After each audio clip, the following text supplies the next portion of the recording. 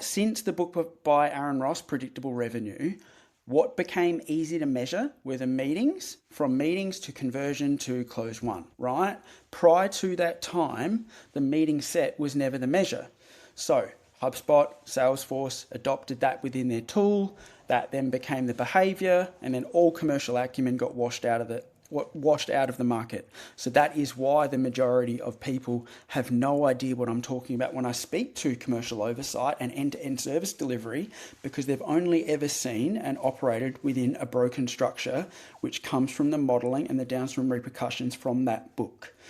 Not to say that that won't work well in isolation, but that became the measure. So that became, how many contacts could I get from George's team in marketing, to how many meetings could I set, whether they took them or not, to how many meetings of those could they take, could they close, and then that became obviously the conversion to closed one.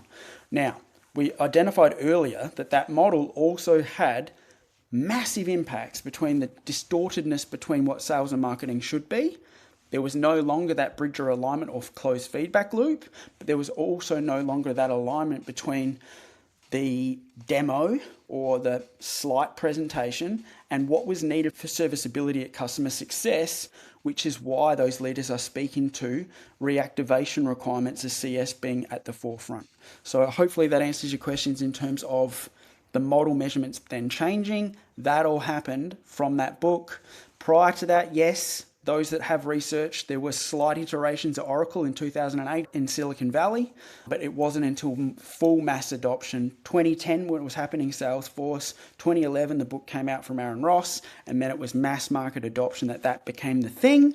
So many of the C-suite that we're talking to, even those that are in elevated CRO roles, have never seen end-to-end service delivery and commercial oversight that used to encompass commercial management, financial tooling, marketing, both sides. So lead gen, demand gen, communication, sales, whether that's the SDR, AE split out, or the full cycle business development and market validation into customer success.